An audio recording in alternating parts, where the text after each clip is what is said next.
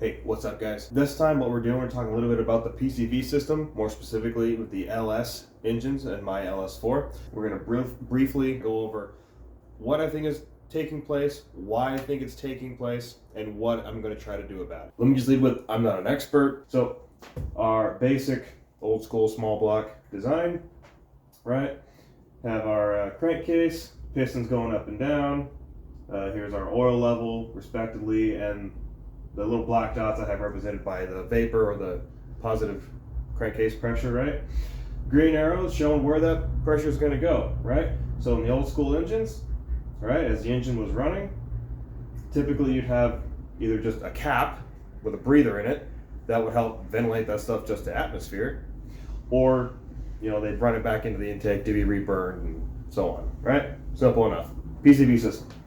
So here I have just a basic rough-in representation of like a small block Chevy head. So we have obviously our trapezoid shape. Here's our head and our combustion chamber, our valve. Yes, that's where the combustion happens. You can tell by the big red star. Boom. So you can see here, here's our valve cover, this little rectangle shape here. And again, little black dots representing our vapor or crankcase pressure. And again, the green arrow signifying where that's going to go. Here's going to be like your vented cap or your PCV valve running to your intake, or just vented to atmosphere underneath, what have you. Some quick research I've done, and things that I have seen.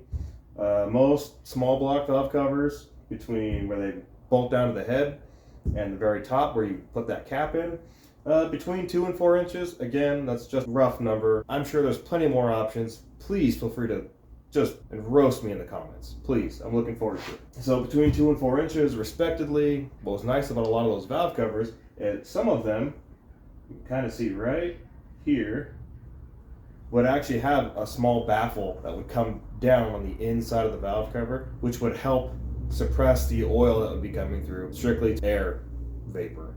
It would help keep the actual liquid oil where it needed to be, down in the valve cover, in the head. But you'll see here next to it, we have our depiction of the LS style head. You can see same trapezoidal shape, but it has a very shallow, very stubby, short valve cover. The reason for that is if you look at the Corvette or the Camaro, when those engines were debuted in, the way those engines are mounted up in the car, they're like, temporarily like a third of the engine is up underneath the cowl. So they didn't have any clearance for any kind of massive, tall 2-inch valve cover, right?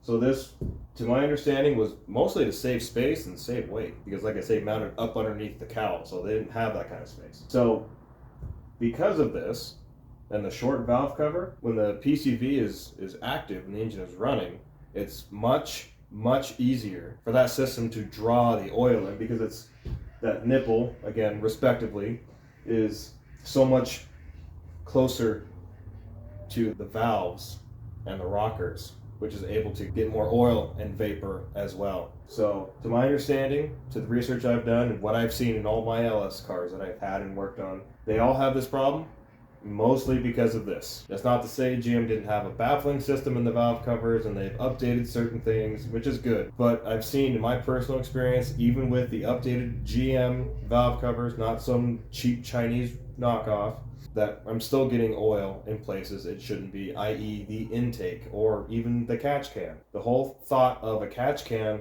is a band-aid to a much bigger problem. By the book, my Impala calls for a 5,000 mile interval for the oil change.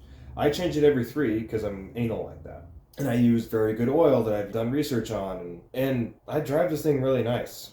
And I want to keep this car around a long time so I don't beat the crap out of it. So there should be no reason for excess oil ending up in places where it shouldn't. So if in between oil changes I have to top off the oil in 3,000 miles and the catch can keeps coming up full, that's a problem that needs addressed. That's why we're doing it. Trying to keep that oil in where it needs to be, not anywhere else, like in the catch can where when after that it can't be used, or dumping into the intake and coating the whole inside of the intake with oil. No, doesn't make sense. Anyway, kind of the basis for this whole issue. So I had an extra LS valve cover laying around, respectively, from the base of the valve cover gasket to the top, the arch, I guess you could call it. I got about 1 inch and 5/16. Again, I'm not a math magician. That's pretty close. Be sure to chew me out for that. I'm sure I'm wrong too. So again, brings that PCV valve or that PCV access, that baffling, much closer to the action that's taking place. So my solution to this, and something I've been working on for a while, just trying to figure this out. This is kind of a trial run. Because like I said, I'll probably implement this on other cars if this system works out. So essentially, what we've done, we have our valve cover laid out flat here. We have our oil fill neck and our cap, as you can see. Obviously, this isn't to scale. It's not perfect. Bear with me. It has to be out of proportion. That's easier seen for you guys.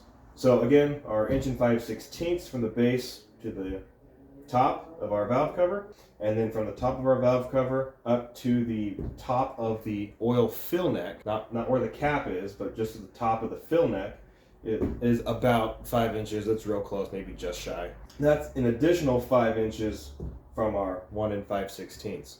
So where I've got our port added to the fill neck is from about the top of the valve cover to about center of the nipples, right about 4 inches. So we've picked up that much clearance, I guess you could call it clearance, or that much more distance. That way it's that much harder for that oil to get up into the fill neck and then pulled through that port. I know typically in laterally mounted, not transversely mounted engines, they lay back slightly, so the front of the engine is mounted just higher than the back.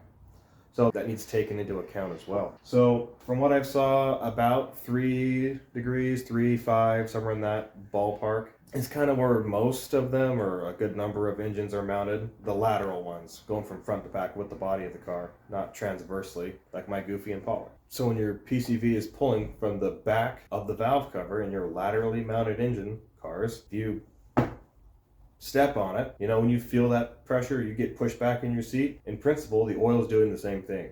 Any loose oil is being pushed to the back, right? That's why the pickup normally sits in the sump. That way when you're going up or down hills or going off road or whatever, you take off, all the oil gets pushed back into the sump to be picked up by the oil pump. You don't starve the engine.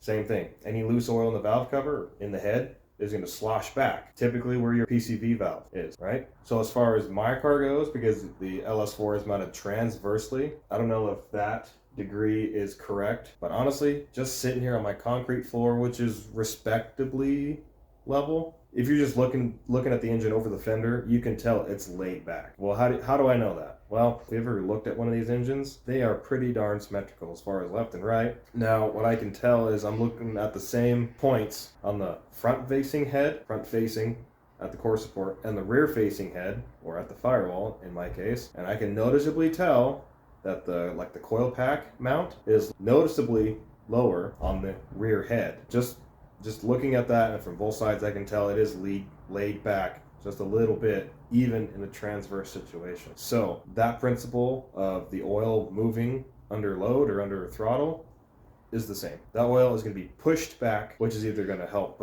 splash the oil up into the baffles, or it's going to build enough oil to build up the level, I guess, into the head that could be up into the baffling for the PCV. So that is kind of, I want to say briefly, why I think the way I do and why what we've done here makes sense to me. If you haven't already, be sure to check out the video somewhere over here where I totally butcher the PVC system on my LS4 Impala. All the good stuff and what I did and why is all in that video. If you guys have any comments, concerns, questions, please let me know. I'd love to hear from you guys. Any of this helped you in any way, or if this is something you find entertaining or fun, please let me know. I'd love to do more stuff like this. I just need to hear from you guys. Promise, if you get a hold of me, I'll be happy to get a hold of you. Anyway, let's wrap this thing. If you've made it this far in the video, I greatly appreciate you guys sticking around this far and listening to me babble on about this stuff. Thank you so much. Be sure to let me know down below how dumb I am and all the reasoning of why I'm an idiot and why I shouldn't be touching cars and so on and so forth. Would also greatly appreciate it to like, share, subscribe, all that good stuff. That way you can see more goofy content like this, or more butchery, who knows. But you gotta stick around to find out. We'll see you on the next one.